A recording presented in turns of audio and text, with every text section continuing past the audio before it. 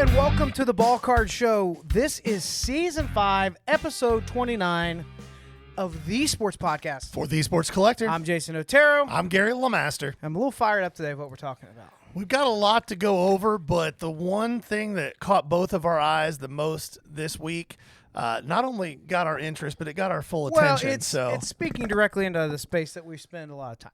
Yeah, it should be a fun little spirited convo here in a little Before we do that, can we talk about the idiots responding to the grading advice that we offered? By the way, how are you, Gary? I'm good. I'm good. It was a good weekend. We celebrated your son's big birthday. 16. Feeling nice and old. Gonna be driving no time. Yeah, we had a nice solid Labor Day. Yep. And now we're here with you guys. So, yeah. So back to the idiots. We offered very basic 101 advice on grading. And most people were like appreciative of that. Yeah, we talked about a centering tool that's really cheap that'll save you a lot of money and wasted grading costs. My favorite comment was somebody jumped in, and all we were saying was there's people entering the hobby this year, and they don't know exactly what they're doing with grading, so they're being told, just send everything off. Just send everything off. And it's detrimental to a lot of people. Seems like an interesting thing to argue with. But we did have somebody that like really got into it with me, and then they flexed their numbers, and it was a 66% gem rate. I was like, keep doing what you're doing. Wasting a lot of my favorite on the centering conversation was multiple people were like, now you can just eyeball it. And they weren't being sarcastic. They were being serious. And I think my response was, that's how you get 7s and 8s. Yep. Just eyeball it. It's fine. It just goes to show that people on Gary, social media. What do you know about it? Do you even do breaks?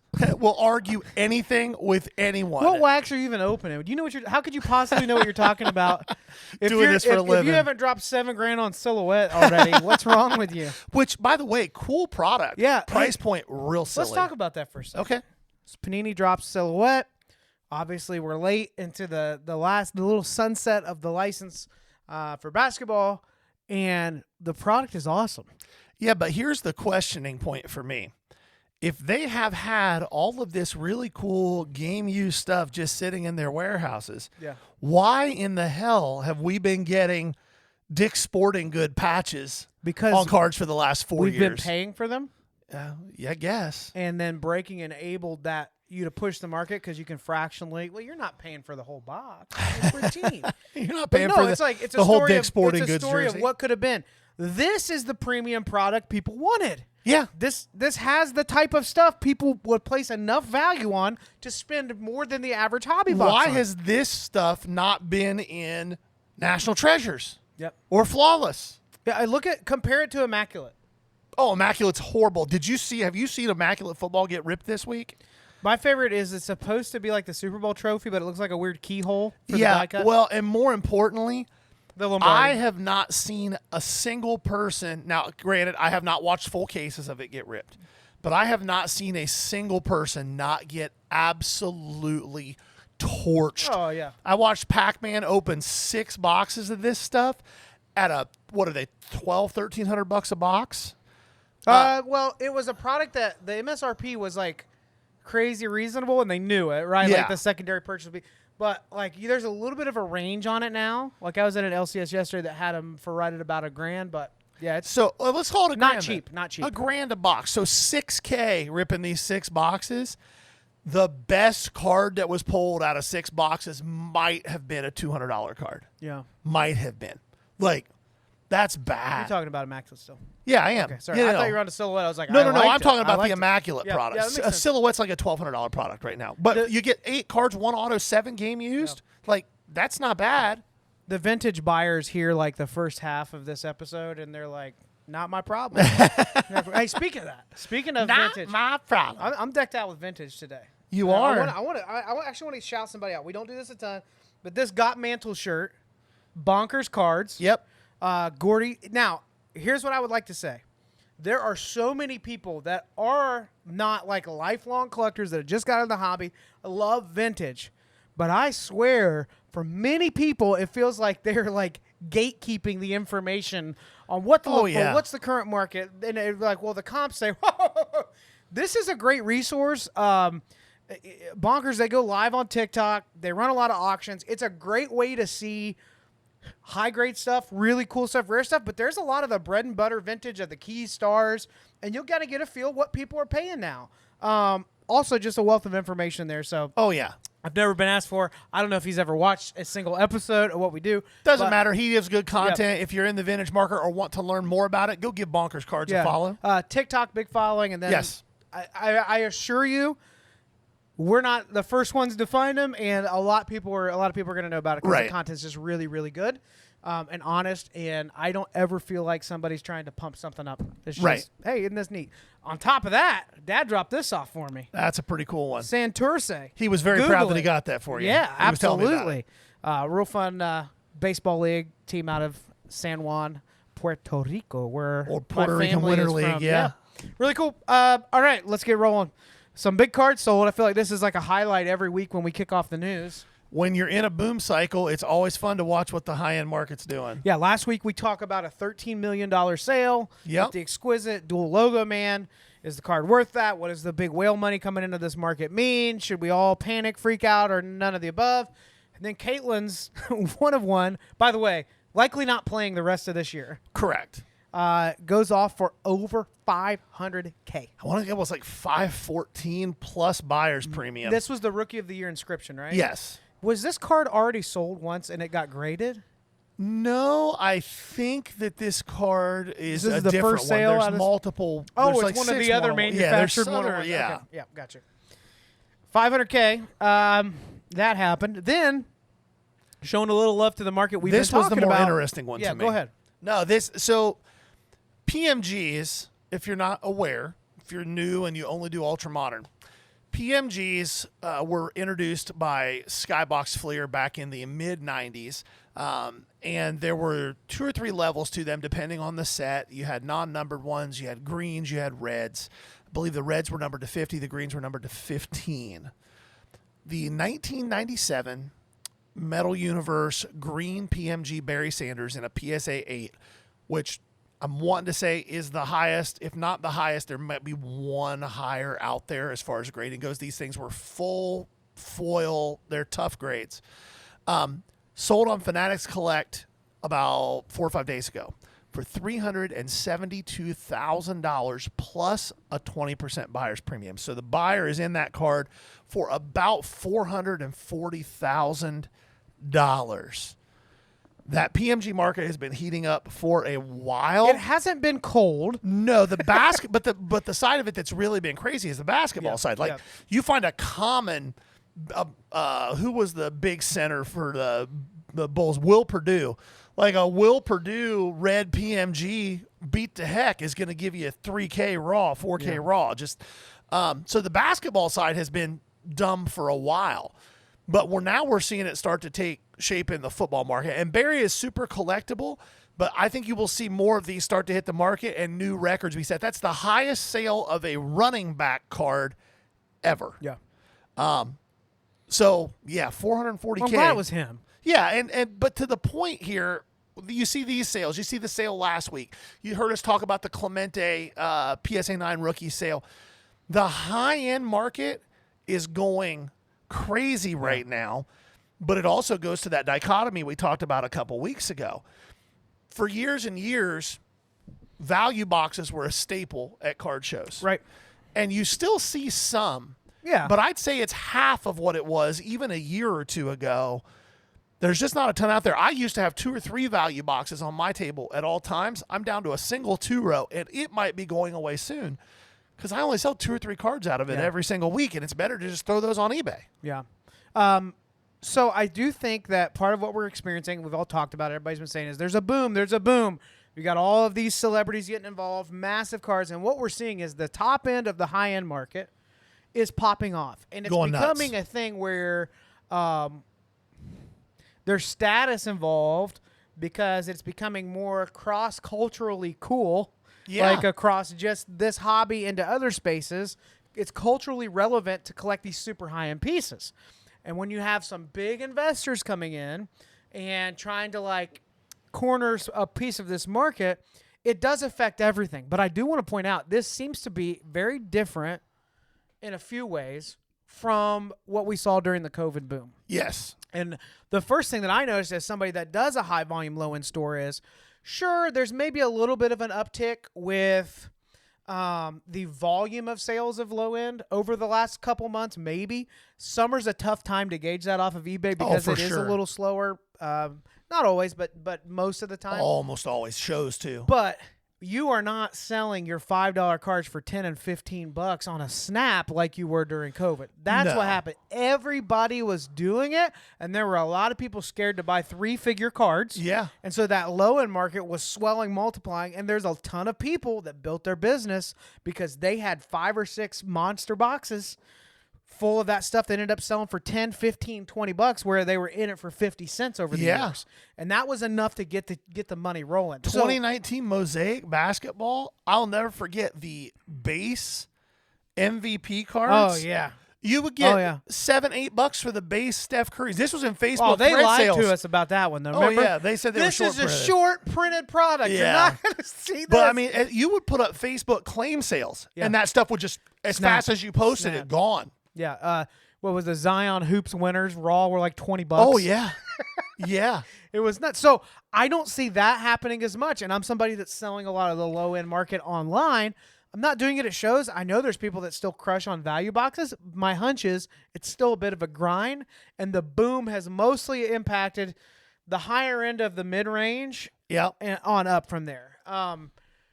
I find that a little bit interesting. So is that an artificial boom, or is what do those numbers mean to the average collector? Let's start there. I think it means very simply this. There are two things that can be true at once. We talk about that all the time. We hear people say all the time, this is a junk wax 2.0, junk wax, and there's some validity to that. Yeah.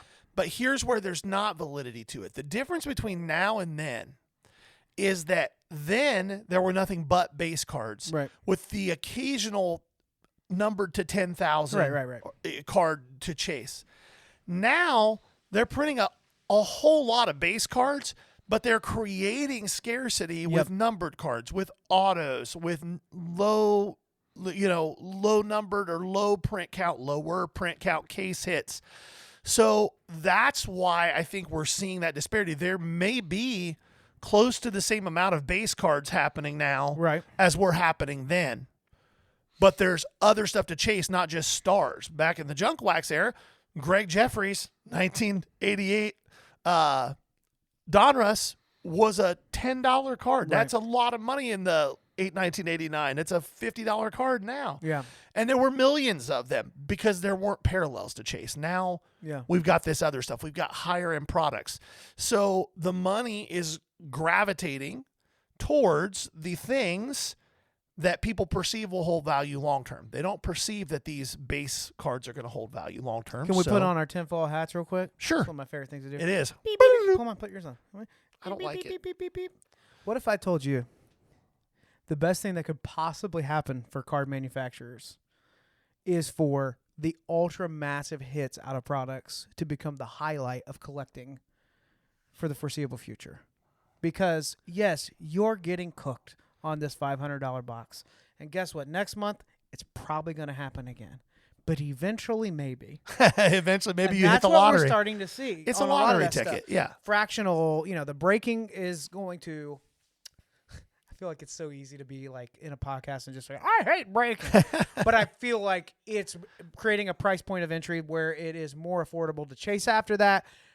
I just think that it is no coincidence that we're seeing that pop off at the same time that value on product release seems to be diminishing. Yeah, I don't disagree. But again, it's just that dichotomy that there is a perceived value in the bigger stuff in the new product, and there's no value given to the base stuff. Let me ask you a question, though. If that exquisite patch, which is not the best example, and the PMG isn't really either, the Caitlin probably would be. But if that exquisite patch ran again next week, do you think there's any chance it touches $10 million? Probably. I disagree. You I don't think it gets anywhere close. Because there were multiple people bidding on that to get it up to 13 I believe million. that was a marketing purchase.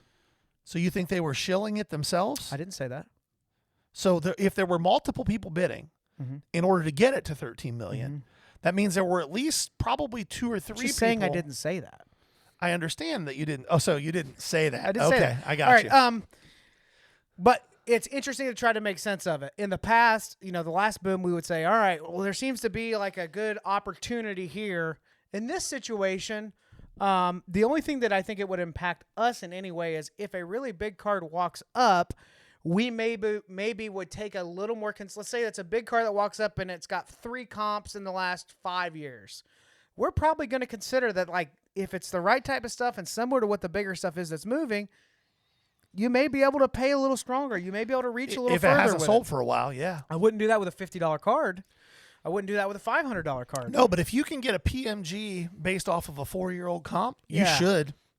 I guess that's what I'm trying to say. So if you're in the space, maybe you take chances on some bigger cards. If you don't have a lot of comps, it's something that seems to be on the rise, then you may be able to pay a little stronger. I know it seems kind of obvious, but we've got to make something of what we're seeing with all these big cards moving. Yeah, for sure. All right, let's jump into something that... This is going to be fun, guys.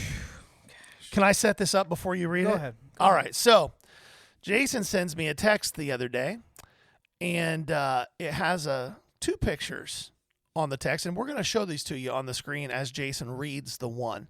There's a show in South Florida, the Lake Worth Sports Cards and Collectibles Show, and the promoter of this show really got a bee in his bonnet about I like that. something. That was good.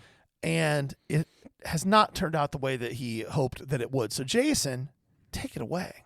All right, so this post was August 8th, so, this has been a few weeks. I want to do a little more digging, and it appears that now the page for the Lake Worth Sports Cards and Collectibles Show, if you're not following it for more than 24 hours, you can't even comment on it. A lot of information has been stripped away. Luckily, the internet still exists, and the Wayback Machine. The Polish club that this is taking place at, it looks like the person putting together's name is John Shudell. Looks like that name's been wiped from just about everywhere else, but his profile picture is the same as the Lake Worth Sports Cards and Collectibles Show, so we can only assume that's who it is. He's tucked his tail and he's running at this point. But the reason that I'm saying this is because we have been in many shows where we felt this same persona without ever being at this show. I do think it is a thing that's happening more than we realize. Let me just jump in. This was a Facebook post, and he started out very friendly. Good morning, everyone. So, it's a good morning. Yeah, it's a good morning. Then it gets fun. So just read this bad boy. Good morning, everyone. Over the last few months, I've noticed an epidemic happening at card shows in South Florida. It seems a lot of people, not just kids, feel that they can walk into a card show with a box of cards, find another customer, and go up front and make deals without buying a table. I actually caught 2 guys buying and selling cards in the bathroom. I do not give a shit how you reword it or explain it. When you come into a card show as a customer and think you can buy or sell to other customers, that is all caps effing stealing. Exclamation point, exclamation point, exclamation point, exclamation point, exclamation point. Before we go any further, this has got to be a boomer. Yeah. Way too many all caps and punctuation. That is all that it is, period. Pieces of crap that want to win the lottery without buying a ticket. My dealers are paying for a table for the opportunity to buy and sell cards. These mother effers, by the way, plus mark to make sure he doesn't say it, walk in here, pay nothing, and take sales away from my dealers. I talked it over with the Polish club and my security. And we decided that if we catch another customer dealing with another customer in any way, we will throw them both of them out. If they do it again, they will be banned. The problem is that I cannot spend all day watching them, but security can. Here it comes. The inmates do not run the prison. I do. I will protect my dealers no matter what. We will have signs up at my next show. I'm sorry, people, but this needs to stop. If we don't immediately pause and salute this soldier and thank him for his service to all of us dealers, come on, man. He is willing to kick people out and ban them from your shows to save you money. Yeah. Wait. All right, so there's a lot to unpack this drops. here. A few people have talked about it. Gary and I, so here's what I want to say. There are things where we are not going to be the most experienced experts in. One of them, high-end cards. I'm talking Correct. like 5 figures and up. We don't mess with a lot of that. Yeah. We'd have to buy it so right, and we're risk averse. So we can give advice what we think's happening, but that's not our space. You know what we do know? Shows. Local small shows like this small one. Yeah, and let's point that Just out for as point well. of clarification. Now, again, I wasn't able to get a hold of the person that can't be named, but apparently seems to be maybe a guy named John. And we did see a picture of the inside of one of the shows. Yeah. Would you guess what? 60 tables? Maybe 80, 60 to 80. Less under than 100. Yeah. Which, I'll be honest, That's a security solid show. at that size. That's a good Is it investment. just a dude named Jim with concealed and carry? Probably. Yeah. But do him and John have walkie-talkies? I would almost guarantee it. I would almost guarantee it. And one of them carries a mag light just because they remember it back in the day. I'm sorry. I'm hot here. Yeah, I know. My point is, we know this scene very, very well because we're actually set up 40 to 45 weekends a year, paying our bills, doing, and I would say 40% of the shows we do are this size. Yeah, for sure. So, like, we do a lot of the smaller ones, too. We're not just going to the big ones that you see all the influencers at. So, we understand this world. So, I have a lot of strong opinions about this, but I'm not the only one with opinions. Gary's in this show, too. I'm going to let Gary get this started. What's your initial take on this? Also, by the way, the sandwich board basically let people know they'll be thrown out of that as well. So yeah. My initial take was that I understand the frustration, but this is probably an overreaction. How so? What do you understand? I understand the frustration of this promoter obviously has two things happening. One, he's a control freak. That's evidenced by what's happening in this whole thing, especially the inmates do not run the prison, I do comment. The second thing that's happening is it's also somebody who appears, at least on the surface, to actually care about his customers, which are the dealers, right? A promoter has two jobs: get people to the show and provide a safe space for his dealers that are paying him to transact business. So I think on some level there is some care for the dealers in this situation. However, this is not the appropriate response to that. Yeah, I'm going to take a guess here. And I'm assuming, and we know what happens when we assume, posts get taken down. This one's not even up anymore. This has been taken down since, and we're hiding everything, and we don't want to take the heat after we literally called them customers and then called them thieves and then welcomed them back. Yeah. Anyway, customer service 101, this is a nightmare. I do agree that his client is the dealer, but it is not his only client. It is the customer. And if you do not have money walking into shows anymore, hold on. If you don't have any money walking into the shows anymore, you're going to have dealers even more upset than 100%. they are over some people doing some deals throughout the day. I would rather be in a room where money is moving around and we occasionally have to ask somebody, don't do this right at my table, than to be at a show with crickets and purist collectors with $50 in their pocket. Oh, for sure. That are only buying for their PC. Yeah. And I have a hunch that a couple of his buddies that are regulars there, and I could be wrong. Look, the guy's connected. I've seen some other names of people I respect in the industry, know him, so maybe I'm wrong.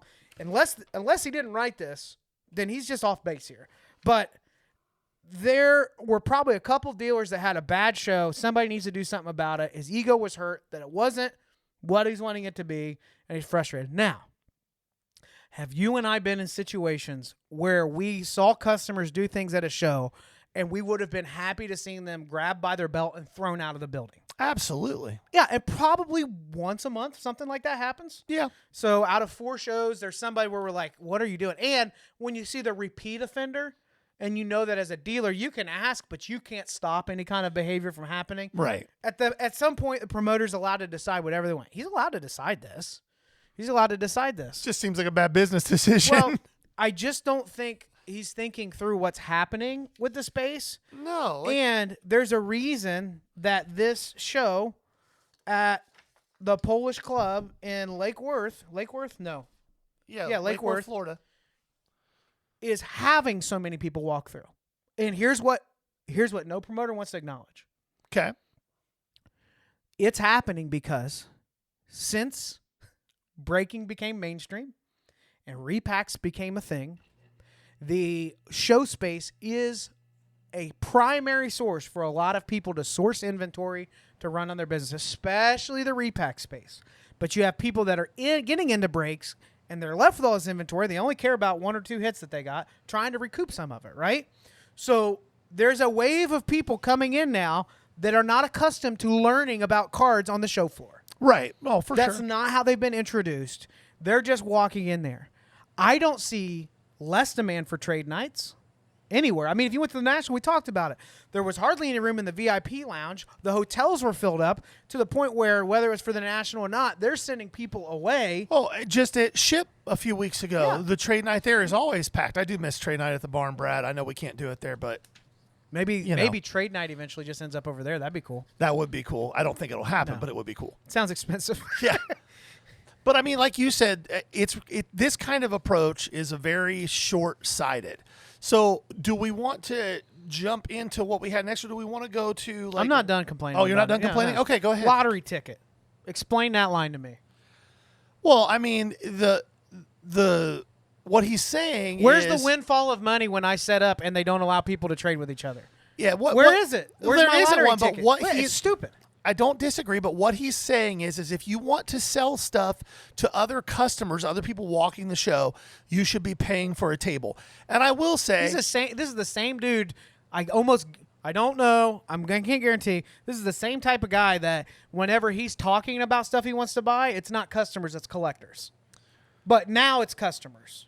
Sure, I promise you. I'm not disagreeing with any collectible space. Every single thing you're saying, I don't disagree with. I don't disagree with the characterizations. What I'm saying is I believe the intent here is, at the end of the day, what he's saying is you're trying to come in and sell to the other customers, not just the dealers.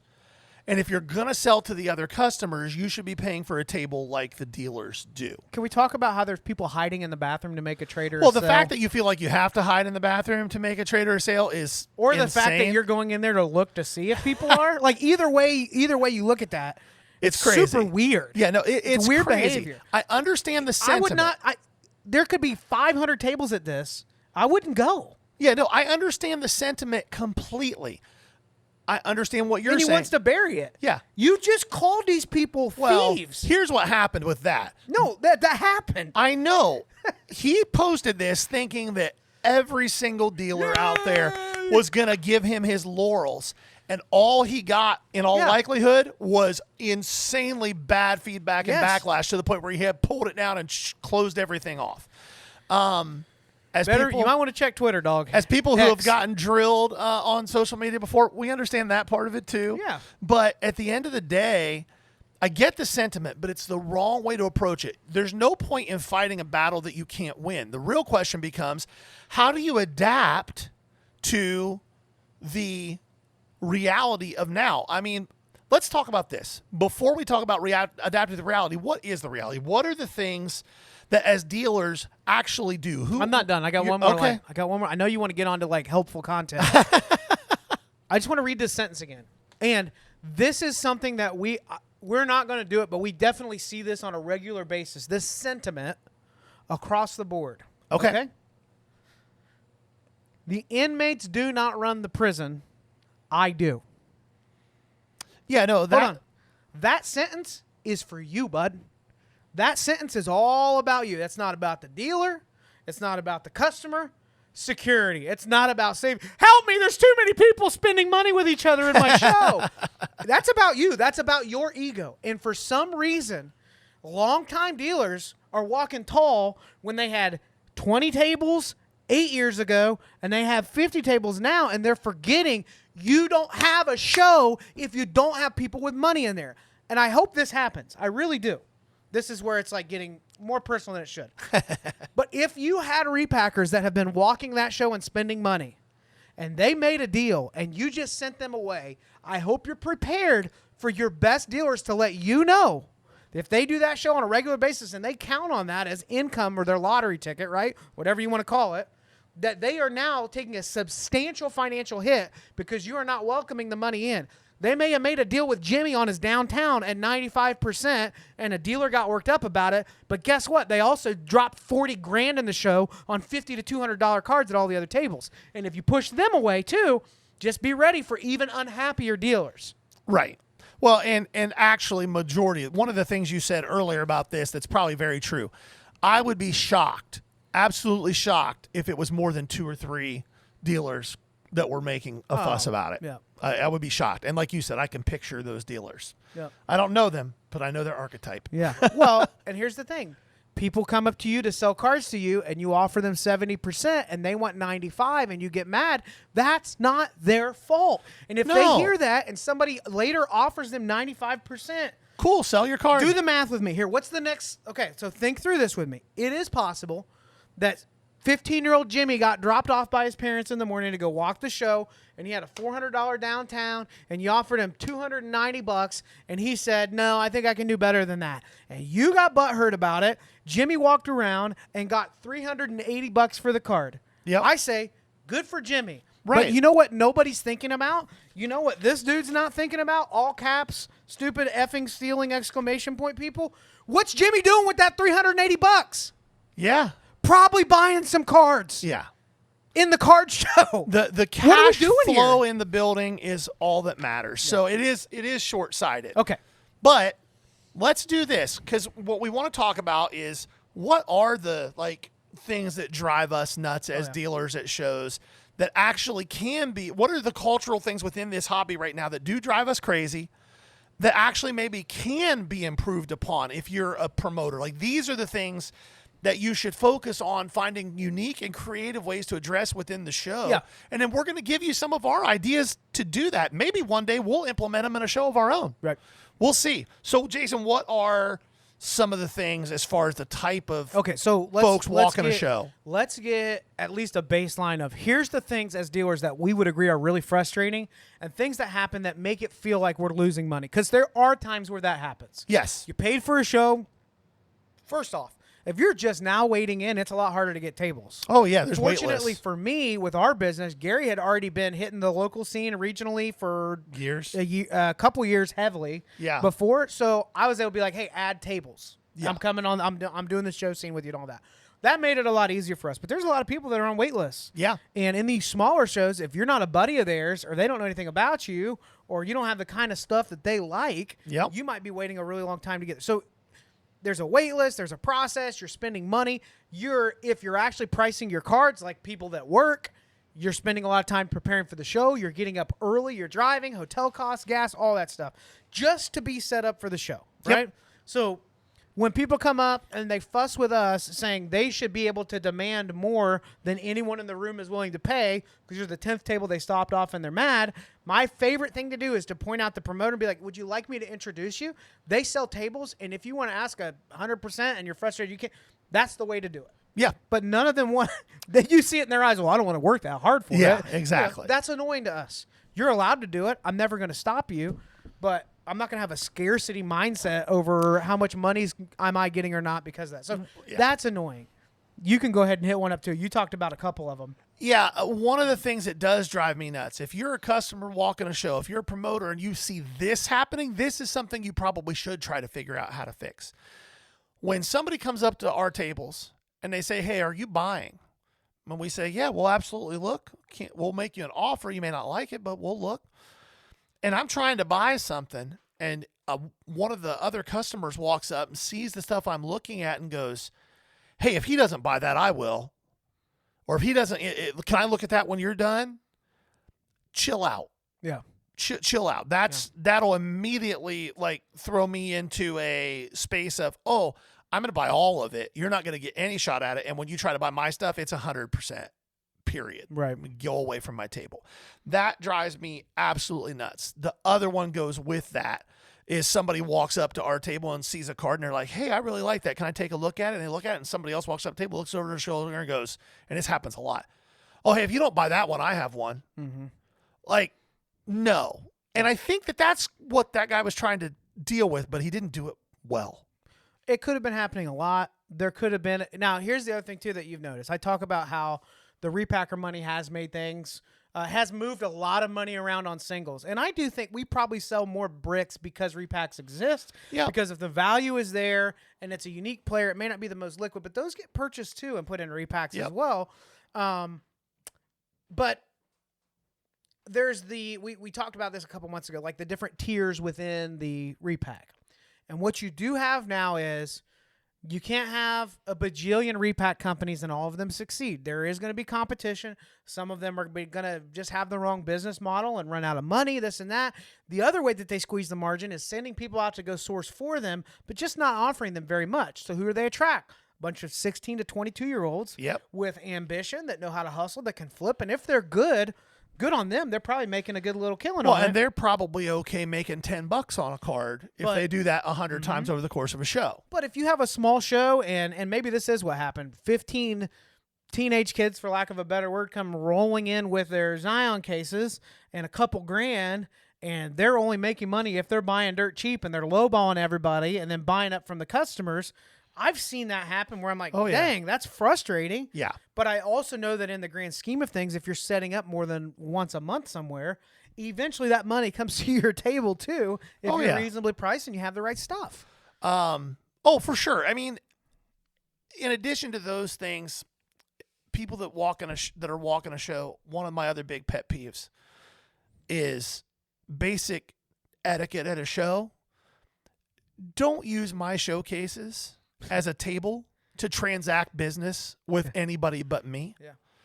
And that happens a lot too. Kids just walk up, not just kids, adults too, and just flop their case. Don't ask, hey, can I sit this here? Just drop it on top of your showcase. You had one of your showcases get broken that way. Yeah, glass. And then they just start transacting business with the person standing beside them. And we have to, hey guys, do you mind moving that off to the side? I want to make sure everybody can see the cards. Like a lot of these, here's what I'm saying. Like 90% of this is solved by saying, hey guys, hey, can we have a conversation real quick? Or if you have 5 of them, hey, I tell you what, guys, next month. I mean, if we would just change our mindset a little, if it's really about the hobby, right? And the best thing for the purists, then, hey guys, next week, I'm going to give you guys 2 tables if you want them. I'm going to give them for half off because we're saying that, hypothetically they're teenage kids, whatever. I really like the ambition that you have. I think it's really cool. I like that you guys are hustling that. These guys work really hard for it, so I'd really like for you to get a table. Would you consider doing that? Then if you see them repeatedly not doing it, then it's like, hey, you can't do that here. Yeah. But to go full blast on anybody spending money, like I guarantee you there were people at this show that were doing what they've done at every other. Maybe they made one trade or somebody said, oh, did you say Ed Oliver? That's my PC. That's the great stuff that can happen at a show. Absolutely. You know, and it's almost like somebody wants to have the leverage of an LCS, but they don't want to spend the money. Well, the reality is that watch us find out this guy has a huge LCS and 20 other shows. That's but this is the problem. It doesn't matter. Listen, people like our stuff, at least we assume you do, because we don't care. We say what we think. Yep. I don't care if the guy has 10,000 shows. This was bad. Yeah. It's the wrong attitude to have if you want to grow and to foster the future of the hobby, which I think that's part of it. What does the future of shows look like? Trade nights are not slowing down at all. The collecting base is simultaneously getting larger but younger. That's not changing. Right? That's not changing. We see for every 3 or 4 people we see our age that are coming back into the hobby, we see 10, 12-year-olds that are just starting to really grind it out and not just try to flip $1 cards. Like they're working. And this is another one. When I was a kid back in the late 80s and early 90s, the place where shows happened more than any place else was malls. Mm-hmm. And my folks had no problem taking me to shows. You know why? Because that was 7 hours of free babysitting. They dropped my ass off at River Valley Mall in Lancaster, Ohio at 10 a.m. and they picked me up at 5 p.m. Yep. And I just wandered the mall, looking at cards, buying and selling cards, ripping packs, taking the stuff I hit. Yeah. And I think that's happening at bigger shows now. People are dropping kids off. We'll see dads and sons together or dads and daughters together, but we'll also see just roving packs of under 16-year-old kids, hustling and working, which is awesome. Yeah. So the quick question for those you listening is like, is it better for the hobby that they're being dropped off, or would it be better if they weren't and they had guidance and they only would get tables? And we know the answer to this. Yes, we want them in the hobby. So how do we adapt shows? I guess the first question, if you're a promoter of a show, that I would be shocked if, again, back to what you said, we do a lot of smaller local shows. Right. Do you think that half of the promoters that do those shows have asked this one simple question? What's the purpose of my show? Do you think that question has entered their mind? I think I think until the COVID boom, not so much. I do think there's been more thought gone in because there's more competition and it's forcing it, but not like on the front end. Yeah, I'm talking about like the smaller shows. Yeah, I mean, I can think of one where I've seen like, it's okay to give some flowers here. Sure. But like Rob down at Game Time, he's taken this show in a new area in Chillicothe. And he's done shows for a long time. This particular show, I see him being very thoughtful in his promoting, his marketing, the way he communicates with dealers and all that. So I see it happening, but there is a lane of promoters for every one of those stories. There's probably another 3, 60% 4, 5, of the shows that it's my prison. Yeah. Right?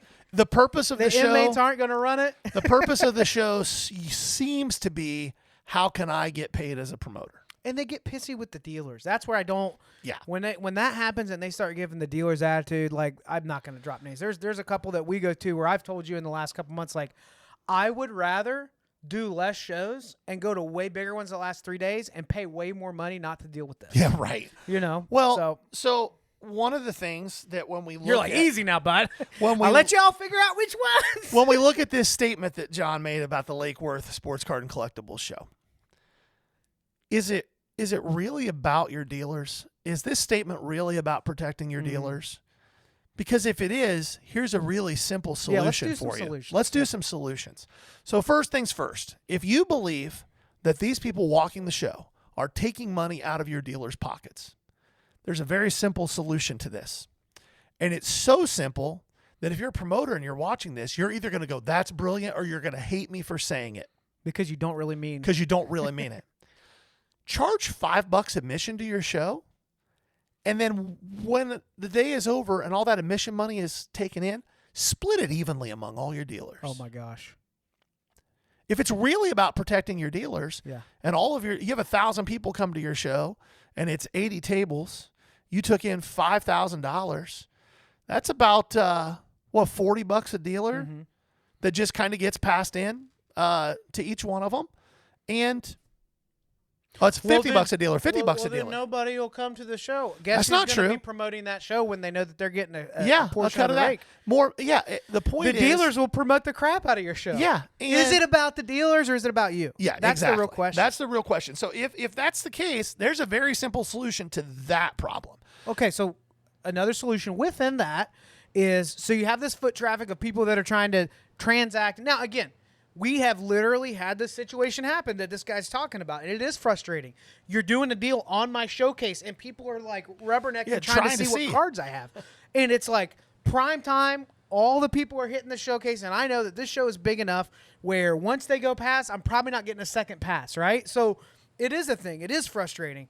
But you better be planning for this next generation of collectors that do business like that. We don't talk about him a lot. Have you seen, and I'm going to give him props on this, the way he promotes it, the way he markets it, the way he runs these trade nights that Card Collector 2 does? Oh, yeah. It's freaking awesome. Yeah. That he has said, hey, there's a new wave of collectors. I'm going to be a resource to them. I'm just going to create a space for them to be able to trade, to hang out, to talk about the hobby, to build friendships. Buy and sell. He's not scared of losing revenue at his shop. He's giving away. I'm sure there's partnerships and all that. We're not going to get into all the weeds on that. But I do think it's important when it's due. Like, this is an example of somebody with Ryan down at that shop that is seeing this, is realizing that there's a need, capitalizing on the opportunity. Now, at the end of the day, does it hurt his bottom line that now 5,000 kids that popped into a trade night are going to have that as their favorite LCS? No. But good for him for growing his market by giving something, an experience away. So exactly. If you really care, then maybe it's the equivalent, like we have VFW Legion shows a lot. Looks like the Polish Club is a similar size space. Is it time to consider a space where you have a separate trade area. Well, and if you don't do admission to that. If you guys want to do a trade and you don't want to set up tables, hey, we have a little spot here. It's $10 a piece. Go nuts. Just go trading in there all day long. And, well, I would say don't do it all day long. Or separate. I would say if your show runs from 10 to 3, which is pretty standard show hours, maybe that trade area opens up from 1 to 3, and it's $10 to get in there and set your stuff up. First come, first serve, and anybody can come in and go and buy. I just believe that this happens when markets boom all the time. Oh, people get Greedy. the scarcity mindset Yes. of I need to There's hold on to not mine. enough to go around. And I understand now. What we may find out is in this particular show, it's a major problem. Like, and if other dealers have set up there, like I know we have some mutual friends from that spot. If you guys have set up there and it's a way bigger issue than we realize, I have a hunch it's a lot like all the other shows out there. Yeah. Just with the language that was being used, the way he was talking, how condescending he was, judgmental, seeming to have a superior complex, but also wildly insecure at the same time. Just a few observations there. But there are things that can be done. Mark off space. Prepare for it. Because if you don't have people walking into your show, your dealers are going to be even more frustrated than if people are walking in and spending some of their money elsewhere. So let's build a skeleton of what an ideal show looks like. 100-table show. Okay. What's the ideal skeleton? A room that's big enough. And by big enough, you're going to do this with me, and you know how I'm wired, so I'm going to be like trying to build a strategic plan around all this. But with a room that's big enough, it's probably bigger than big enough for 100 tables. Yes, you want to have enough thing. space in between the rows that people can walk in between and that your dealers aren't on top of each other back to back. So that's number one. Number two, I would say a dedicated trade area. It's just and it depends on how you want to structure that, but something that gives people an opportunity, especially if you have a problem with this kind of stuff happening at your shows. Another area that you and I have talked about. Throw out a creative idea on that. Yes, put a pin fire in it. away. Just came up. There's ways to do it creatively too. Let's say you don't want to charge for it. You don't want to do it dedicated. Hey, I put 4 folding tables up against this wall. There are no chairs allowed, but if you guys want to stand here and make some deals, this is the spot for that. Yeah. I just am convinced the people selling things and getting cash first thing at a card show want to spend money at your show. Yeah. Yeah. They just don't want to give away for 60 or 70%. I'm okay with that. Another one that I think is a must-have at that size and larger shows and that we don't see very often, I would say a dedicated creator space. And if you're smart about it, it'll have a backdrop with your show's logo all over it. And it'll be a spot for creators to go and say, hey, we're at this and this show. You know, we're going to walk and do some deals. And it'll advertise your show on those people's channels. You will avoid some of the clogging that happens when people are trying to do that kind of content in the middle of your aisles. Yeah, you could put a couple high top tables in a spot. Hey, let's go do this deal over here. I want to catch it on camera. Yeah. If it happens, it happens. If it doesn't, it doesn't. By the way, if you want to know what should actually happen with the Breakers Pavilion, that's your answer. The National needs to, the breaking in the Breakers Pavilion is not it. People just want to really meet and see the person that they hang out with. Yeah. So create a content section, give Backyard and whoever else is doing it their little spot, right? And it's more of just shooting content, meeting people, and then you probably get 70% of that space back, and I get less of a headache. Yeah. And then last but not least for me, You're supposed to laugh at that. You're a little dialed in right now. I am dialed in. Okay, go ahead. Well, the problem is if I don't keep my train of thought while you're going, I'll lose it. I'm a human pattern interrupt. The other thing that I believe wholeheartedly, and if we ever do a show, which we've talked about, this will be a big part of it, is find ways to encourage more kids to be involved.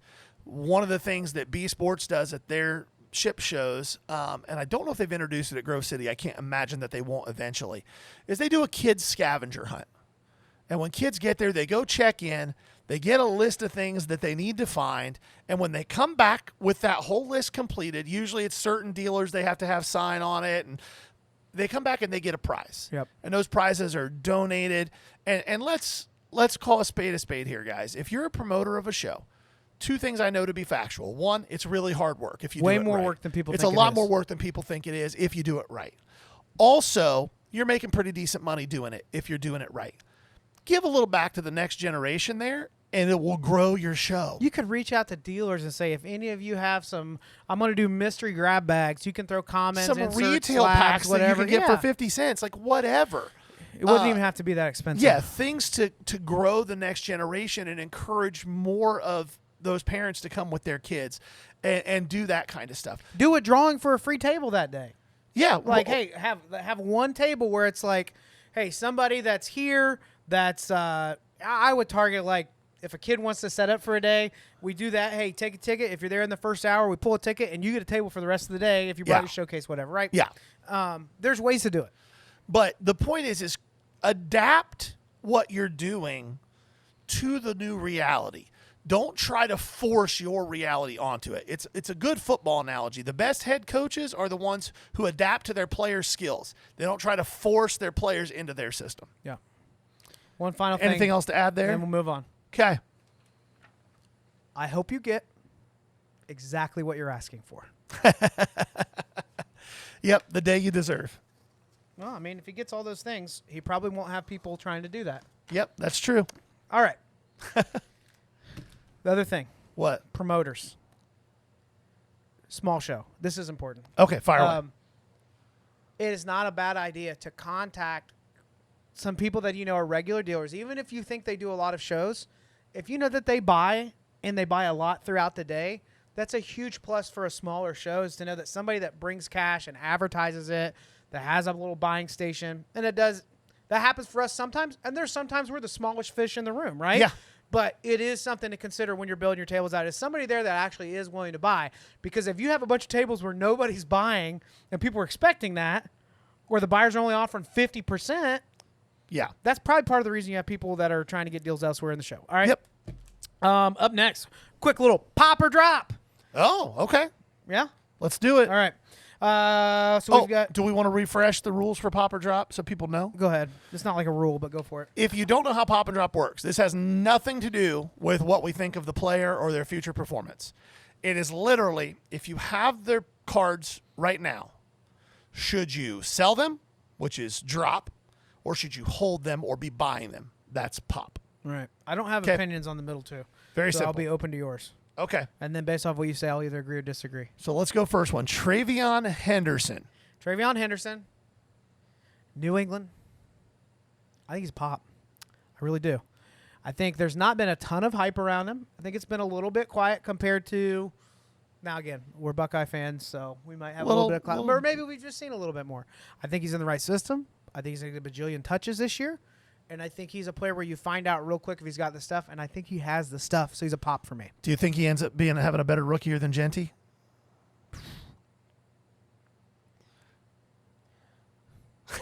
I think they could have the same year and Genty gets all the talk. I think statistically he's going to have a very strong year. Hobby-wise, is that team exciting enough in that division to do it? Hit Travion. Oh, you talking about Genty or Travion? Travion. Travion's market right now, you can get pro uni non-numbered autos for between $100 and $150. Mm-hmm. The college uni stuff is more like $75 to $100. I personally think he's probably a drop, not because I disagree with your assessment of what he's going to do this year, but because I think from here on in the attention's going to go to Genty, because I think the Raiders, this is a hot take, but that Raiders offense is going to be way better than people think it's going to be, mostly because indoor Geno is a top 5 quarterback in the NFL. Outdoor Geno is not, but 12 of their 17 games are indoor this year. Yeah. So just kind of keep that in the back of your Pop? mind. For you, a Pop, he's a drop for me. Okay. Yeah. All right. Next, Matthew Golden. Packers wide receiver. Number 1. Yep, number 1 pick, and he's going to start the year as their number 1 because everybody else is hurt. He's a Pop for me. His market is not high right now, and if you look at the last 3 or 4 seasons, every year there's at least one receiver that's a rookie. How expensive is he right now? Non-numbered, non-SP autos, $100 to $125. Okay. The numbered stuff, $150 to $200, and he's on an offense that throws the ball a lot, that has a really good quarterback, and they are fully expecting to make a run towards the Super Bowl and playoff relevance this year with that Micah Parsons trade. Mm-hmm. I would say so because of the situation he's in. He's probably a pop, but he's the guy that you probably, if you're buying him, get on it. Because if he pops off in the first couple weeks, it's going to jump and it's going to settle whenever the rest of that. Yeah, but every year there's a receiver that goes off. Yeah, he'll pop. But if you have 3 more receivers that pop back in week 6 or 8, the distribution is going to spread out a little bit just because of the tactical advantage you would have in coaching that. Sure, but I see him being this year's Brian Thomas Jr. Oh, okay. I think that's what happens. Last year preseason, Brian Thomas Jr. also mid to late first round pick, and nobody cared. All the money was going to Marvin Harrison Jr. And then Brian Thomas Jr. went off, and his market tripled. Okay. So, pop for me. All right, Abdul Carter. Also a pop. We haven't seen a defensive player with this kind of upside at that position enter the league since Micah Parsons. And you remember what Micah Parsons' market did his rookie year? It went insane. Abdul Carter, very, very similar type of player. He's a little more expensive? No, he's cheap as all get out right now. What's he doing? Cheap. Very few autos out there, but less than $100. Okay. $50-$60. And would not shock me to see a 12-plus sack year. Wow. Rookie year in New York. He's got a good pass rusher across from him, so teams can't just slide everything his way and only chip him. He's going to get opportunities. He's good against the run, too, so he's not coming off the field, or he's not going to be a third down guy. He's going to be a 3-down guy. Yeah. He can be working. I don't really have a strong opinion. If he's that cheap, sure, pop, why not? All right. Old school PMGs. So not the new stuff. The Barry pops off. What did you say it was over 5? Over 3. 372 like plus buyer's premium, yeah. So again, like we've already mentioned, like the basketball end of this has been insane for a while. Most people collecting for even a year or more have seen what these cards look like and know that they can be very valuable. With what I see happening at that side of the market, I feel like there'll be more and more people trying to. Like, once a piece of the market raises and there's financial gain for it raising and people have the money to do that, I could see that being pushed a little further up. Yeah. So I think it's a pop, but we're not saying it as if that market hasn't already been great for these cards. It's a pop for me, too. Yeah. And the biggest reason we're not saying that it's cheap now. No, it's not cheap. However, this is why I think it's a pop beyond the fact that money's shifting there. They're super rare. And they don't sell very often. So if you're, and I'm talking mostly about the 96, 97, 98 PMGs. There was new PMGs released in 2013 in the Fleer Retro set, and those are strong too. I've got a Jerry Rice green to 50, the highest graded copy of it out there.